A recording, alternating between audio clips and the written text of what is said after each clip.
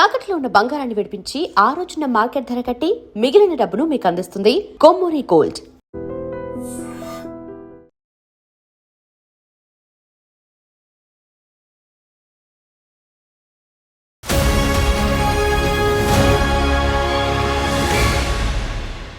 Welcome to I dream. ఈ వారం మన గెస్ట్ ఐఎఫ్ఎస్ ర్యాంక్ హోల్డర్, పేరు శశాంక్, 78 ర్యాంక్.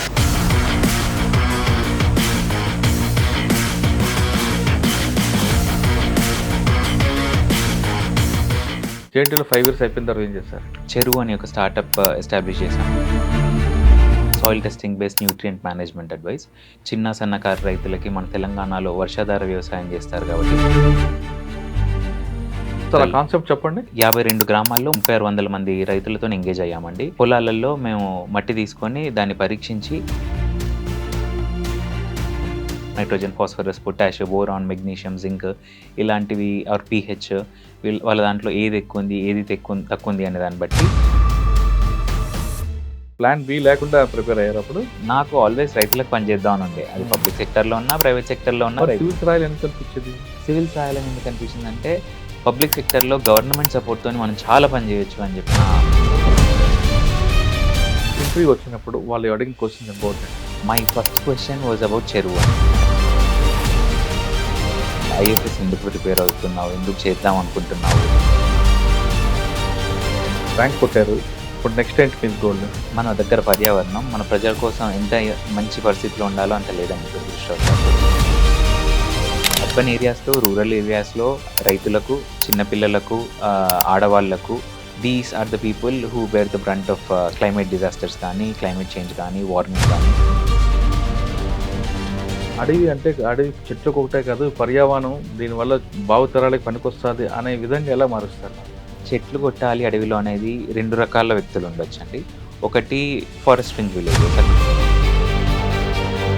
బయట నుంచి వచ్చి డబ్బుల కోసం చేస్తున్న వ్యక్తులని స్ట్రిక్ట్గా వాళ్ళని లా ఇంప్లిమెంట్ చేసి వాళ్ళని రాకుండా చేయాలి. వాళ్ళ మీద ఇంకా బర్డ్ వాక్ మీద మీకు అభిప్రాయం? 36% of our population is living in urban areas. So bird walk చేసినప్పుడు మన చుట్టూ పర్యావరణం ఎలా ఉంది, అది ఎలా మారుతుంది.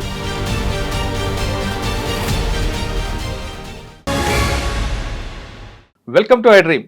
ఈ వారం మన గెస్ట్ ఐఎఫ్ఎస్ ర్యాంక్ హోల్డర్, పేరు శశాంక్, 78 ర్యాంక్. మంచిర్యాల జిల్లా చెందిన శశాంక్ గారు సివిల్స్ రాస్తూ 2025లో ఐఎఫ్ఎస్లో 78 ర్యాంక్ సాధించారు. ఆయనకి ఫారెస్ట్ సర్వీస్కి ఎందుకు వెళ్ళారు, వెళ్ళడానికి ఆయన తీసుకున్న కోర్స్ ఏంటి అనే విషయాలన్నీ కూడా ఆయనతోనే తెలుసుకున్నాం. శశాంక్ గారు నమస్తే అండి, కంగ్రాచులేషన్. నమస్కారం సార్, ధన్యవాదాలు. 78 ర్యాంక్, తెలంగాణలో మీరు టాపర్. రైట్. సింగరేణి కాలనీలో ఉండి ఆ ప్రాంతంలో మంచిర్యాల, గోదావరి కానీ తిరిగిన మీరు ఐఎఫ్ఎస్ వైపు ఎందుకు రావాల్సి వస్తుంది? అంటే సివిల్స్ రాసి అక్కడ రాక ఇందులోకి వచ్చారా, లేదు పర్యావరణం మీద మీకు బాగా ఇంట్రెస్ట్ ఉండి ఐఎఫ్ఎస్ ఎంచుకున్నారా? ఐఎఫ్ఎస్ ఎంచుకునే ముందు మీరు తీసుకున్న కోచింగ్ ఎలా ఉండేది, సాధించిన తర్వాత ఏం చేయాలనుకుంటున్న మీ గోల్ ఏ విధంగా ఉంది? ఈ విషయాలు చెప్పే ముందు శశాంక్ ఒక ఫ్యామిలీ బ్యాక్గ్రౌండ్ చెప్పండి. మా తల్లిదండ్రుల పేరు, మా తల్లిగారి పేరు నాగలక్ష్మి అండి. మా నాన్నగారి పేరు ఉమామహేశ్వర్. ఇద్దరు గోదావరికన్లో ఉంటారు. అండ్ అమ్మ నాన్న 1985 నుంచి they been dedicated to public service. నాన్న మా దగ్గర హమాలి సంఘం ప్రెసిడెంట్ ఉండే. అండ్ ఆయన ఏ పార్టీ అఫిలియేషన్ లేకుండా అమ్మ నాన్న ఇద్దరు, అమ్మ కూడా ఇంటి పని వాళ్ళ సంఘం ఎస్టాబ్లిష్ చేయడం కానీ, అక్కడ ఆర్టీసీ డ్రైవర్స్ది, కండక్టర్స్ది వేజెస్ అండ్ బెనిఫిట్స్ ఇంక్రీజ్ చేయడానికి వాళ్ళకి సాయం చేయడం కానీ, లేదా మన అంగన్వాడీ వర్కర్స్ మిగతా వాళ్ళకి కూడా చాలా మందికి అమ్మ నాన్న సాయం చేయడం చిన్నప్పటి నుంచి చూశాను నేను. ముఖ్యంగా మా అమ్మగారు she was engaged in family counselling along with the local police department. Almost 1000కి పైచులకు కుటుంబాలకి కౌన్సిలింగ్ చేసి వాళ్ళు విడిపోకుండా పిల్లలకు, ఆడవాళ్లకు ఇబ్బంది కలగకుండా సాయం చేయడం జరిగింది. Yeah, so they have been a huge source of inspiration right from my childhood అండి. అండ్ అందుకని చెప్పి I always been interested in public service. To that extent నేను కాలేజ్ అయిపోయాక మాస్టర్స్. కాలేజ్ అంతా అక్కడ గోదావరికనేనా? లేదండి, నా 10th వరకు గోదావరికన్లో చదివాను. ఇంటర్మీడియట్ ఇక్కడ హైదరాబాద్లో చేశాను. ఎక్కడ ఇంటర్మీడియట్లో? రామయ్య అండి, చుక్కా రామయ్య. యా. జేఎన్టీలో 5 years అయిపోయిన తర్వాత ఏం చేస్తారు? చెరువు అని ఒక స్టార్టప్ ఎస్టాబ్లిష్ చేసామండి. మా అన్నయ్య వాళ్ళు అండ్ వాళ్ళ మిత్రులు. మేము కలిసి ఎస్టాబ్లిష్ చేసిన స్టార్టప్లో we have been doing soil testing based nutrient management advice. చిన్న సన్నకారు రైతులకి మన తెలంగాణలో వర్షాధార వ్యవసాయం చేస్తారు కాబట్టి ముఖ్యంగా పత్తికి చాలా ఆత్మహత్యలు అవుతాయి. ఎందుకంటే ప్రైస్ వేరియేషన్ చాలా ఉంటుంది. ఎలా? Because of the international demand కానీ మన దగ్గర ఒకసారి లోకల్. కాన్సెప్ట్ చెప్పండి. సో మేము 52 గ్రామాల్లో 3600 మంది రైతులతో ఎంగేజ్ అయ్యామండి. వాళ్ళ పొలాలలో మేము మట్టి తీసుకొని దాన్ని పరీక్షించి ఒక్కొక్క పొలంలో ఒక్కొక్క న్యూట్రియంట్ ఎక్కువ ఉండొచ్చు, తక్కువ ఉండొచ్చు. NPK, nitrogen, phosphorus, potash, boron, magnesium, zinc ఇలాంటివి ఆర్ పీహెచ్ వాళ్ళ దాంట్లో ఏది ఎక్కువ ఉంది, ఏది తక్కువ ఉంది అనే దాన్ని బట్టి మన దగ్గర యూరియా రేట్ కాస్త తక్కువ కాబట్టి చాలా దాన్ని అప్లై చేయడం జరుగుతుంది. అలాగా మీరు ఎంచుకున్న ఆ పొలాల్లో Yeah. ఎక్కువ సాయిల్, మంచి సాయిల్ ఉన్న పొలం ఏది మంచి ఏరియాలో? మేము చేసిన పని అంతా గోదావరికని చుట్టుపక్కల గ్రామాల్లో అండి. సో అక్కడ మా దగ్గర చందారం అని ఒక గ్రామం ఉండేది. అక్కడ they had pretty good quality soil అండి. బట్ సాయిల్ ఎంత బాగున్నా కూడా ప్రాక్టీస్ వల్ల కూడా చాలా వేరీ అవుతుండే వాళ్ళ ఈల్డ్ పత్తి రైతులది. And that applies to all other. అంటే ఎందుకు డిఫరెన్స్ వస్తుంది? అంటే ఎక్కువ ఎరువులు వేయడం వాటి వల్ల? ఎస్ అండి. ఎరువులు ఎంత వేస్తున్నాం, ఎప్పుడు వేస్తున్నాం, ఎలా వేస్తున్నాము, అదే కాకుండా పెస్ట్ వల్ల కూడా పెస్టిసైడ్స్ అప్లై చేస్తున్నామా లేదా, ఎంత అప్లై చేస్తున్నాము, అండ్ వర్షం ఎంత ఉంది, ఇరిగేషన్ సపోర్ట్ ఉందా లేదా, ఈ lot of factors coming to play అండి. ఇప్పుడు మనం ఆ పత్తి వేసామండి. Yeah. పత్తి తర్వాత ఇంకోటి ఏది వేస్తే ఆ సాయిల్ స్ట్రాంగ్ ఉంటుంది, ఏది వేస్తే దానిలో పడిపోతుంటుంది క్వాలిటీ? మన దగ్గర పత్తి వేసే దగ్గర పత్తి అని కాదు, ఏదో Yeah. ఇప్పుడు Yeah. ఎగ్జాంపుల్ మేము అడిగాను పత్తి అని. వర్షాధార వ్యవసాయం కాబట్టి మన దగ్గర పత్తి కాకుండా ఇంకోటి నెక్స్ట్ వేయడం లేదండి. ఎందుకంటే వాళ్ళకి వాటర్ సపోర్ట్ లేదు, ఇరిగేషన్ లేకపోవడం వల్ల. అందుకని చెప్పి ఇరిగేషన్ ఉంటే మోస్ట్లీ వరి వేయడం జరుగుతుంది. వరి వేసిన తర్వాత మన దగ్గర యూజువల్లీ వరి ఇరిగేషన్ సపోర్ట్ ఉన్న వాళ్ళు వరి, కొంతమంది కందులు, మినుములు, పెసళ్ళు ఇలాంటివి వేస్తున్నారు. అండ్ పత్తి కూడా అప్పుడప్పుడు ఆల్టర్నేట్ చేస్తారు. నీళ్ళు ఆ ప్రాజెక్ట్ తీసుకున్నారు, దాని ఇంపాక్ట్ ఎలా ఉంది? ఇరిగేషన్ సపోర్ట్ ఉందా లేదా, మేము ఆల్మోస్ట్ 2400 మంది రైతులకు వీ హ్యావ్ ప్రొవైడెడ్ అడ్వైజ్ అండి త్రూఅవుట్ ద ఇయర్స్. అండ్ వాళ్ళకి ఇరిగేషన్ సపోర్ట్ ఉందా లేదా అనే దాన్ని బట్టి ఇరిగేషన్ లేని వాళ్ళకు, వర్షాధార వ్యవసాయం చేస్తున్న రైతులకు 10% వరకు పెరిగింది ఆన్ అన్ యావరేజ్ వాళ్ళ ఈల్డ్ ప్రొడక్టివిటీ. అండ్ మన వర్షాధార వ్యవసాయం కాకుండా వాళ్ళు ఇరిగేషన్ సపోర్ట్ ఉన్న వాళ్ళకు 20% వరకు పెరిగిందండి. ఓకే, అన్ని కలిపి చేశారు అది?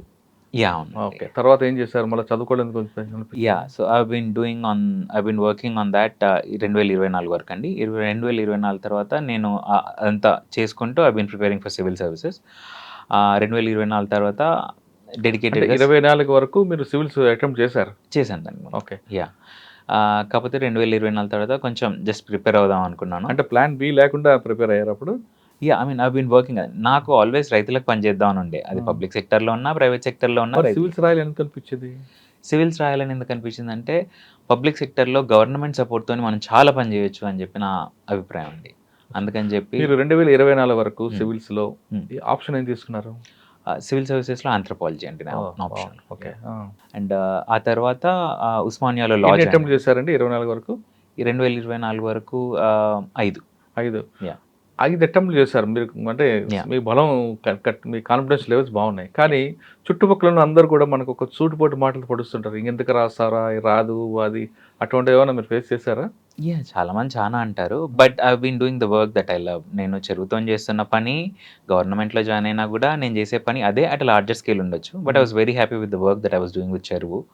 And so I was happy అండి, very happy with my work. Okay, 24 తర్వాత సీరియస్గా దీని మీద కూర్చున్నారా? కేవలం దీనికే. అండ్ అలాగే ప్రిపేర్ అవుతున్నప్పుడు అండ్ అమ్మ వల్ల మా మామగారు కూడా పరమపదించారు 2001లో. ఆయన కూడా లాయర్ ఉండే. అండ్ ఇంకొక మామ కూడా లాయర్, పెద్దనాన్న. Basically there is lot of lawyers in the family. So I been interested in law and I had a passion for the constitution prepare అవుతున్న సందర్భంలో. సో అందుకని చెప్పి 24లో లా కూడా చేయడం మొదలుపెట్టాను ఉస్మానియా యూనివర్సిటీలో. ఇప్పుడు సెకండ్ ఇయర్లో ఉన్నాను. దాంతోపాటు ప్రిపేర్ అవుతుండే. అండ్ 24 కాకుండా 25 అటెంప్ట్లో ఇప్పుడు ఫారెస్ట్ సర్వీస్. ఇంటర్వ్యూ వచ్చినప్పుడు వాళ్ళు అడిగిన క్వశ్చన్స్ అబౌట్ అండి? My first question was about చెరువు అండి. అంటే మేము చేసిన కంపెనీ గురించి, మేము చేసిన పనుల గురించి, రైతుల కోసం ఏం చేశాము, ఎలా చేశాము, దీని గురించే ఉండే. అండ్ ఐఎఫ్ఎస్ ఎందుకు ప్రిపేర్ అవుతున్నావు, ఎందుకు చేద్దాం అనుకుంటున్నావు, రైతుల కోసం నువ్వు ఇక్కడ ఎందుకు పనిచేస్తున్నావు అనే దాని గురించి చాలా. అంతకుముందు 24 వరకు బోర్డు వరకు వచ్చారు ఎప్పుడైనా ఇంటర్వ్యూ వరకు? లేదండి. ఇది first board. Yes. Right. Board వెళ్తున్నప్పుడు టెన్షన్ పడ్డారు, 2 క్వశ్చన్స్ అయ్యి ఎంతసేపు తీసుకున్నారు? 20 మినిట్స్? 27-28 నిమిషాలు, 25-30 నిమిషాల మధ్యలో అయిందండి. అంటే బాగా టఫ్ క్వశ్చన్ ఏమనిపించింది? టఫ్ క్వశ్చన్స్ ఏం లేవండి, చాలా ఫ్రెండ్లీ ఉండే, కార్డియల్ ఉండే బోర్డు, చాలా ప్రశాంతంగా అయిపోయింది ఇంటర్వ్యూ. బయటకు వస్తున్నప్పుడు అనిపించిందా వస్తాం కొడతాం గోల్ అని? Yeah, because the board, everyone in the board, 4 ఉంటారండి బోర్డులో, and everyone seemed visibly impressed with the work that I was doing.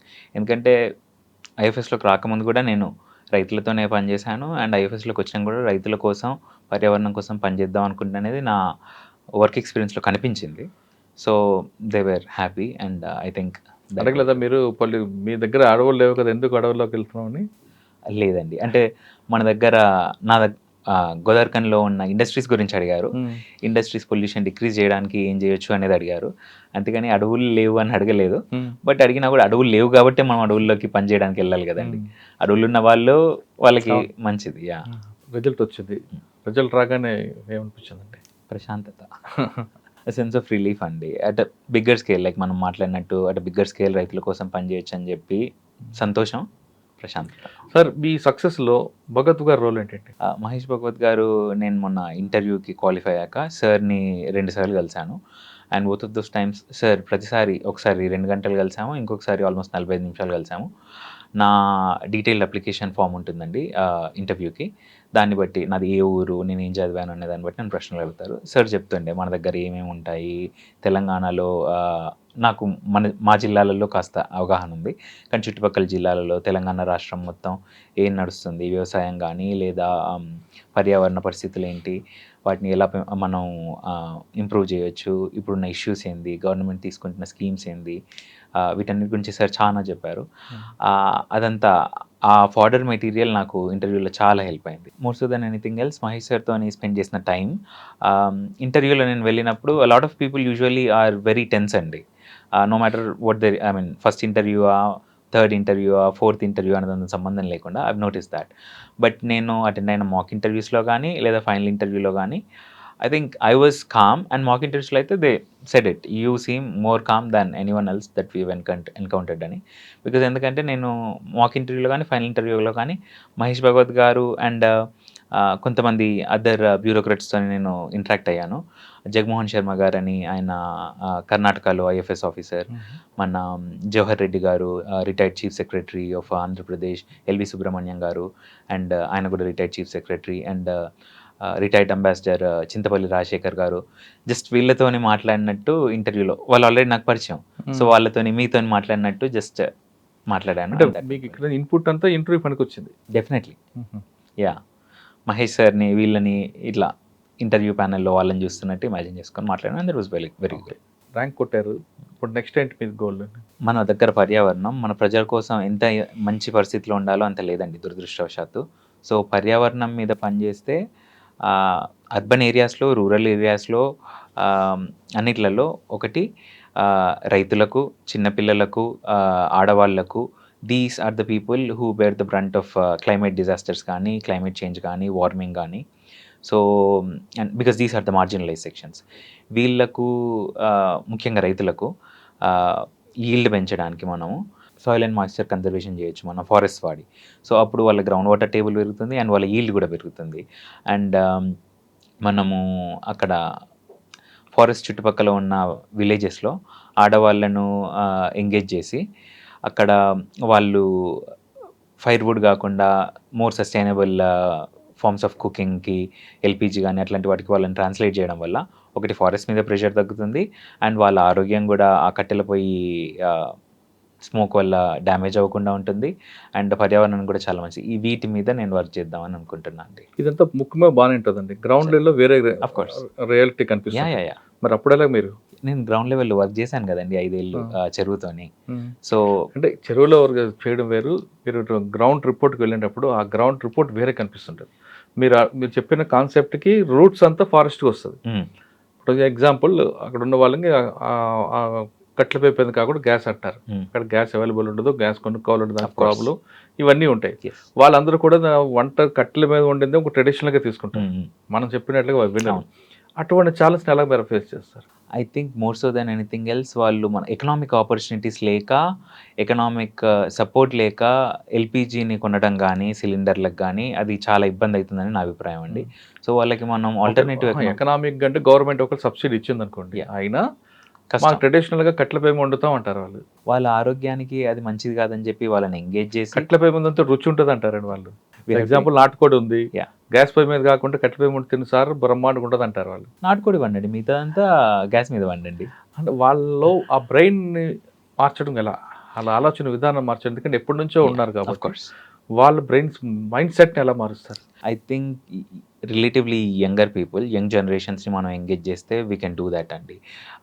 మా వయస్సు వ్యక్తుల్ని కానీ, మాకంటే చిన్న వాళ్ళని కానీ, స్కూల్కి వెళ్తున్న పిల్లల్ని లేదా ఇంటర్మీడియట్లో ఉన్న వాళ్ళని ఎంగేజ్ చేసి వాళ్ళ తల్లిదండ్రులకు, అమ్మమ్మలకు, నానమ్మలకు, తాతలకు ఆరోగ్యానికి మంచిది కాదు కట్టెల పొయ్యి మీద వండడం వల్ల వాళ్ళ లంగ్స్ దెబ్బతింటాయి అనే దాన్ని వాళ్ళకి ఎక్స్ప్లెయిన్ చేసినప్పుడు వాళ్ళ ఫ్యామిలీని వాళ్ళు మేనేజ్ చేస్తారు. అడవిని కాపాడడం అన్నది గవర్నమెంట్ది కాదు, ప్రజలది అనేది అందరూ అంటారు. మీరు దేన్ని నమ్ముతారు? రెండండి. ప్రజలు, ప్రభుత్వం మమేకమై పర్యావరణ పరిరక్షణ కోసం, అడవులను పరిరక్షించడం కోసం పనిచేయాలి. లేకపోతే ఒకళ్ళు చేయలేరండి. ఇద్దరు చేతిలో చేసుకొని ప్రభుత్వం, ప్రజలు కలిసి పనిచేస్తేనే ఏదైనా అంటే ప్రభుత్వానికి ఉండాలా భాగస్వామ్యం, ప్రజలది ఎక్కువ ఉండాలా? ప్రభుత్వం ఫండ్స్ ప్రొవైడ్ చేయగలుగుతుందండి, ప్రభుత్వం దిశానిర్దేశం చేయగలుగుతుంది. కానీ లోకల్ పీపుల్కి ఏం అవసరం అనే దాన్ని కూడా మనం కన్సిడరేషన్లోకి తీసుకొని వాళ్ళతో పాటు కలిసి పనిచేసినప్పుడే, ఎందుకంటే మన దగ్గర ఫారెస్ట్ ఉండే ఏరియా ఏమో చాలా ఎక్కువ, ఫారెస్ట్ డిపార్ట్మెంట్లో ఉండే స్టాఫ్ చాలా తక్కువ. అందుకని వీళ్ళతోని మనం అదంతా మేనేజ్ చేయడం కష్టం అండి. ప్రజలను మనం తీసుకొని వాళ్ళతో పాటు ప్రభుత్వం పనిచేసినప్పుడు I think we can get wonderful beautiful results. Okay, చాలామందికి ఒక అభిప్రాయం ఉంది, అడవి అనగానే చెట్లు కొట్టుకొని అమ్ముకోవాలి లేదా తినాలి అని ఉంటుంది. అటువంటి మైండ్ సెట్ ఉన్న వాళ్ళకి అడవి అంటే అడవి చెట్లకు ఒకటే కాదు, పర్యావరణం దీనివల్ల భావితరాలకు పనికొస్తుంది అనే విధంగా ఎలా మారుస్తారు మరి? చెట్లు కొట్టాలి అడవిలో అనేది 2 రకాల వ్యక్తులు ఉండొచ్చండి. ఒకటి ఫారెస్ట్ ఫ్రింజ్ విలేజెస్, అక్కడ అడవి చుట్టుపక్కల ఉంటున్న వ్యక్తులు కానీ, బయట ఎక్కడి నుంచో వచ్చి కేవలం డబ్బుల కోసం చేస్తున్న వ్యక్తులు కానీ. బయట నుంచి వచ్చి డబ్బుల కోసం చేస్తున్న వ్యక్తులని స్ట్రిక్ట్గా వాళ్ళని లా ఇంప్లిమెంట్ చేసి వాళ్ళని రాకుండా చేయాలి. వాళ్ళ మీద నెసెసరీ డిసిప్లినరీ యాక్షన్ కానీ, నెసెసరీ క్రిమినల్ అఫెన్సెస్ ఫైల్ చేయడం కానీ, లీగల్ యాక్షన్ తీసుకోవాలి బేసికలీ. అదే ఫారెస్ట్లో ఉంటున్న షెడ్యూల్డ్ ట్రైబ్స్ కానీ, అదర్ ట్రెడిషనల్ ఫారెస్ట్ డ్వెల్లర్స్ని కానీ మనము వాళ్ళని we can not force them, because వాళ్ళు ఎప్పటి నుంచో ఫారెస్ట్లో ఉంటున్నారు, వాళ్ళు ఫారెస్ట్ ఓనర్స్. అందుకని చెప్పి వాళ్ళకు ఆల్టర్నేట్ ఎకనామిక్ ఆపర్చునిటీస్ ప్రొవైడ్ చేసి మన రాష్ట్రంలో, చుట్టుపక్కల రాష్ట్రాల్లో కూడా ఎక్కువ టూరిజం మీద కానీ, లేదా మన ఆల్మండ్ హౌస్ వాళ్ళు మొన్నే తెలుసుకున్నానండి, వాళ్ళు కొంతమంది ఫారెస్ట్ డ్వెల్లర్స్తోని వీళ్ళే క్యాపిటల్ సపోర్ట్ ఇచ్చి, వీళ్ళే రా మెటీరియల్ ఇచ్చి వాళ్ళతోని పేపర్ బ్యాగ్స్ క్రియేట్ చేపిస్తున్నారు ప్యాకింగ్కి. అలాంటి ఎంప్లాయ్మెంట్ క్రియేట్ చేసినప్పుడు వాళ్ళకు చెట్లు కొట్టాలని వాళ్ళకు కూడా ఉండదు కదండి. ఒక అడవి సురక్షితంగా, ఒక అందంగా ఉండాలంటే అడవిలో పుల్లుంటే చాలు అంటారు, మీరు నమ్ముతారా? డెఫినెట్లీ అండి. ఎందుకంటే పులుల్ని కాపాడితే, పులి ఎలా కాపాడుతున్నారు అడవికండి? పులుల్ని మనకు నేషనల్ టైగర్ కన్జర్వేషన్ అథారిటీ ఉందండి at the national level. Tiger reserves అన్నిటిని అన్ని స్టేట్స్లో ఉన్న టైగర్ రిజర్వ్స్ని ప్రొటెక్ట్ చేయడానికి నెసరీ మెజర్స్ తీసుకుంటుంది. సో చాలామంది ఇదే అనుకుంటారు, పులుల్ని కాపాడితే ఏమవుతుంది, ఇంకా చాలా ఉంది కదా అని. కానీ పులుల్ని కాపాడడానికి అక్కడ సరిపడా నెంబర్ ఆఫ్ ప్రే ఉండాలి. జింకలు కానీ, అవి కుందేళ్ళు కానీ ఏవైనా ఉండాలి, ముఖ్యంగా జింకలు. సో జింకలు ఉండాలంటే అక్కడ గడ్డి ఉండాలి. గడ్డి ఉండాలంటే సాయిల్ అండ్ మాయిశ్చర్ కన్జర్వేషన్ చేయాలి, ఎందుకంటే నీళ్లు పెరగాలి. నీళ్ళు ఉంటేనే అక్కడ గడ్డి పెరుగుతుంది. అక్కడ నీళ్లు పెరిగితే చుట్టుపక్కల ప్రాంతాల్లో కూడా నీళ్లు పెరుగుతాయి. అప్పుడు రైతులకు వ్యవసాయ ఉత్పత్తి కూడా పెరుగుతుంది. నా పని కాబట్టి నాకు అదే కనిపిస్తుంది. సో రైతులకు డెఫినెట్లీ అండి, రైతులకు వ్యవసాయం ఉత్పత్తి పెరిగినప్పుడు వాళ్ళు వాళ్ళ పిల్లల్ని కూలి పనికి పంపడం ఆపుతారు. అప్పుడు స్కూల్ ఎన్రోల్మెంట్ రేట్ పెరుగుతుంది. ఎన్రోల్మెంట్ రేట్ పెరిగినప్పుడు వాళ్ళ ప్రొడక్టివిటీ పెరుగుతుంది. అమెరికాకి వెళ్తారు, మన దగ్గర ఉంటారు, సివిల్ సర్వెంట్స్ అవుతారు, చాలా మంచి మంచి పనులు చేస్తారు, ఫారెక్స్ రిజర్వ్స్ వస్తాయి, ఇన్నోవేషన్ పెరుగుతుంది, R&D పెరుగుతుంది, చాలా మంచి మంచి పనులు ఇన్ని రకాలు చేస్తారు. ఎస్, మనకు తెలియకుండా. ఎస్. ఓకే, ఫారెస్ట్ మీద మీకు ఒక అభిప్రాయం వచ్చింది, కానీ వైల్డ్ యానిమల్ మీద పులిని అంటే కాపాడినంటే ఒక పులే కాదు, చాలా ఉంటాయి కదా జంతువులు. ఎలిఫెంట్స్ని ఎకోసిస్టమ్ ఇంజనీర్స్ అంటారండి, ఫారెస్ట్ ఇంజనీర్స్ అని కూడా అంటారు. సో ఫారెస్ట్ ఇంజనీర్స్ ఎలిఫెంటే కాదండి, దాన్ని మన జిరాఫీస్ కూడా అంటారు. మన దగ్గర లేవు కదండి అన్ఫార్చునేట్లీ. Hmm. యా సో ప్రతి animal everything has its role to play అండి. కింద చిన్న చీమల నుంచి ఈవెన్ రాబందుల్ని మన దగ్గర చాలా మిస్అండర్స్టాండ్ చేసుకుంటాం మనం, అవి చనిపోయిన మృత కళేబరాలను తింటాయి అని. సో నేను I was reading this article అండి. కోవిడ్ వైల్డ్ లైఫ్ నుంచి మనకి స్ప్రెడ్ అయింది జూనోటిక్ డిసీజ్ అనేది, it has been established. But ఒకవేళ రాబందులు నిజంగా మొత్తం ఇంతకుముందు మన ప్రపంచంలో, భారతదేశంలోనే కాకుండా ప్రపంచంలో ఇంతకుముందు ఉన్నంత లెస్ పొల్యూటెడ్ ఏరియాస్ ఉండి రాబందులు మంచి నెంబర్స్లో ఉండుంటే, అవి మృత కళేబరాలను తినడం వల్ల వాటి కడుపులో యాసిడ్ ఉంటుంది. యాసిడ్లో వాటికి ఏం రోగాలు రావు, కాకపోతే అది అలానే ఉంటే మనకు రోగాలు వస్తాయి ఆ మృత కళేబరం. సో అది తినడం వల్ల దానికి మంచిది, మనకి ఇంకా మంచిది. So everything has a role to play అండి. మనం తక్కువగా అంచనా వేసే రాబందు వల్ల మనకు మంచి జరుగుతుందని చెప్తున్నారు. ఇంకా మనం ఇంకొక అపశకనం అనుకుంటాం, గుడ్లగోబు చూడు కానీ, దానివల్ల కూడా మానవాళికి చాలా మంచి జరుగుతుంటుంది. ఎలా చెప్పండి? అంత ఐడియా లేదండి. అంటే అది రాత్రులు కొన్ని చీమల్ని పురుగుల్ని తినడం అంటే దానివల్ల కూడా గుడ్లగోబు చూడగానే మనం అపశకనం అనుకుంటాం, కానీ అది మనకి ఇంకో రకంగా హెల్ప్ చేస్తాం. ఓకే. ఇలా ఆ సిస్టంలో చాలా రకాల పక్షులు ఉంటాయి వైల్డ్ యానిమల్ మీద. ఇంకా బర్డ్ వాక్ మీద మీకు అభిప్రాయం ఏంటి? బర్డ్ వాక్ అండి, మన దగ్గర ఇప్పుడు మనం 36% of our population is living in urban areas అండి. అండ్ రూరల్ ఏరియాస్లో ఉంటున్న వాళ్ళు కూడా చాలామంది అగ్రికల్చర్ నుంచి డైవర్ట్ అయ్యి వేరే సర్వీసెస్ సెక్టర్ కానీ మ్యానుఫ్యాక్చరింగ్లో కానీ పనిచేస్తున్నారు. సో దీనివల్ల జనాలకి పర్యావరణం మీద, అడవి జంతువుల మీద అవగాహన చాలా తక్కువైంది. సో బర్డ్ వాక్ చేసినప్పుడు మన చుట్టూ పర్యావరణం ఎలా ఉంది, అది ఎలా మారుతుంది, దాంట్లో ఏమేమి భాగాలు ఉన్నాయి, వాటిని పెంపొందించడానికి, పరిరక్షించడానికి మనం ఎటువంటి కార్యాచరణ అవలంబించాలి అనేది ప్రజలకు అర్థమవుతుంది.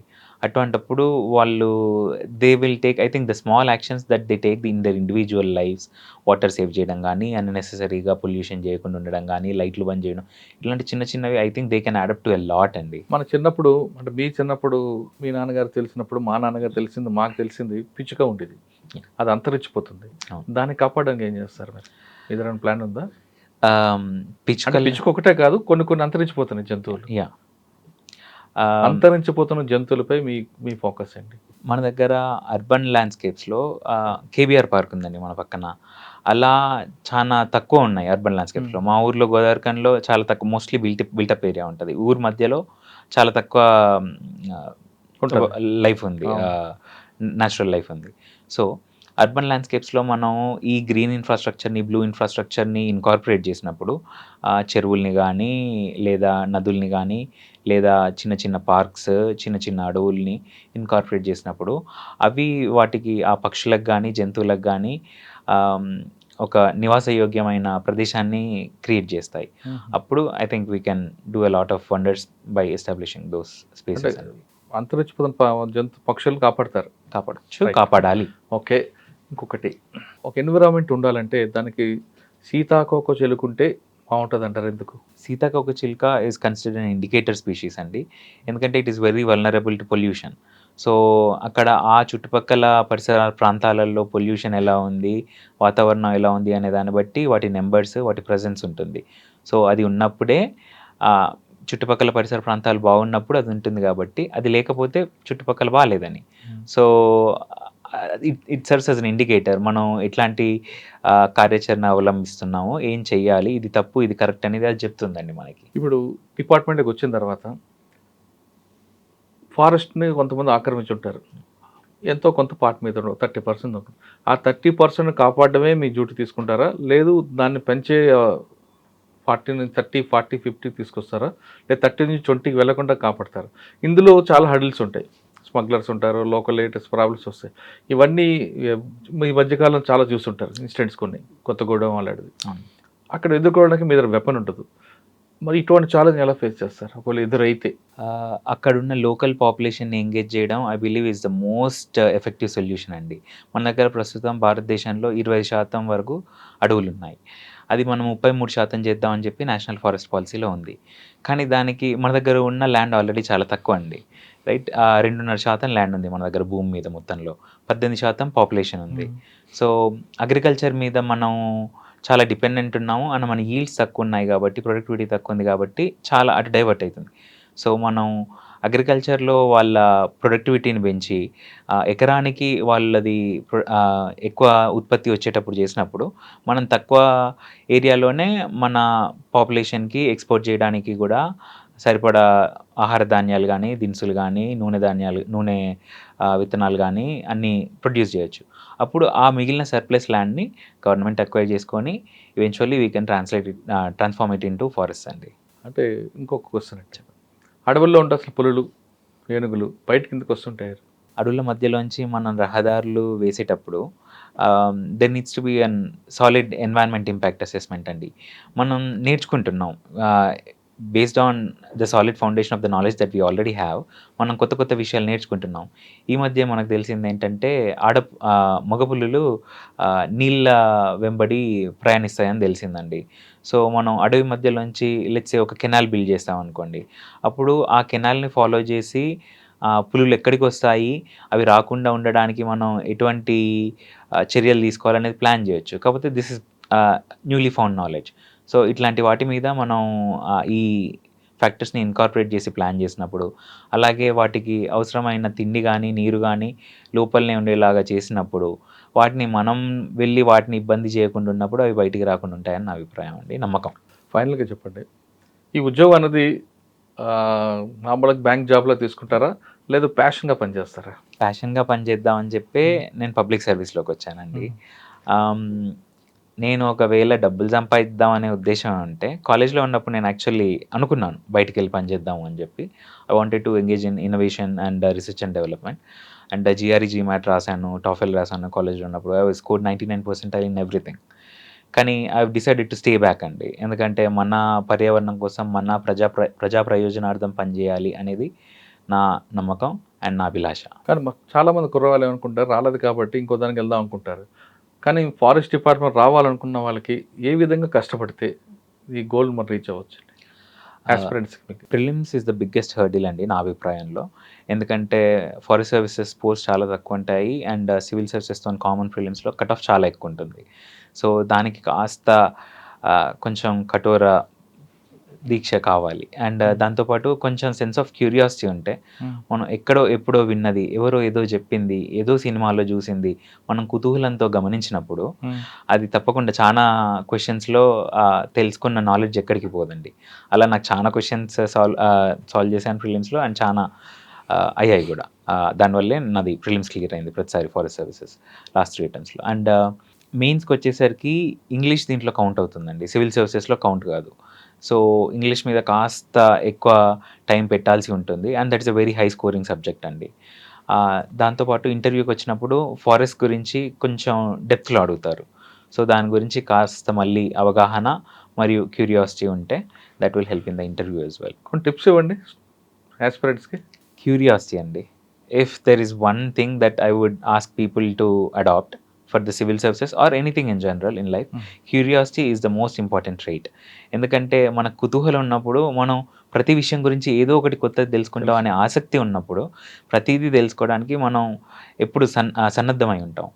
అప్పుడు మనం నేర్చుకున్న ఇన్ఫర్మేషన్ అంతా అది మనకు తప్పనిసరిగా ఎప్పుడో ఒకప్పుడు ఏదో ఒక దాని మీద ఉపయోగపడుతుంది.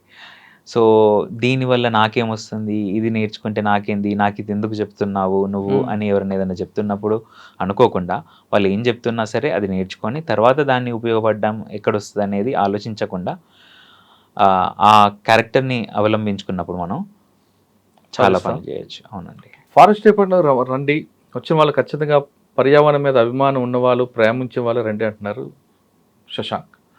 ఈ డిపార్ట్మెంట్లో కూడా నేను ప్యాషన్గా తీసుకున్నాను తప్ప జాబ్ పర్పస్ మీద కాదు అని చెప్తున్నారు.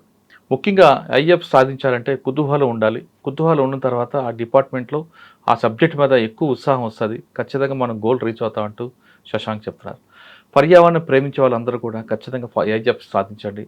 మీకే కాదు, మీ భావి తరాలకు కూడా మంచి ఉద్యోగం, మంచి బెనిఫిట్ ఉంటుందనే విషయం చాలా స్పష్టంగా తెలిసింది.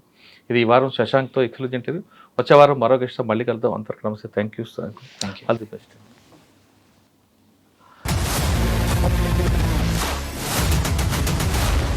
I believe this police diaries is something very, very valuable towards that. I must really appreciate Murali, your insights. I dreams founder and CEO చిన్న వాసుదేవ్ రెడ్డి గారితో మురళీధర్ క్రైమ్ స్టోరీస్ చాలా ఫేమస్ అయిపోయినాయి. Gautam Savan garu and Satyanar sir. Good. Well done. I congratulate him for doing so well, and I congratulate him his boss also. So well.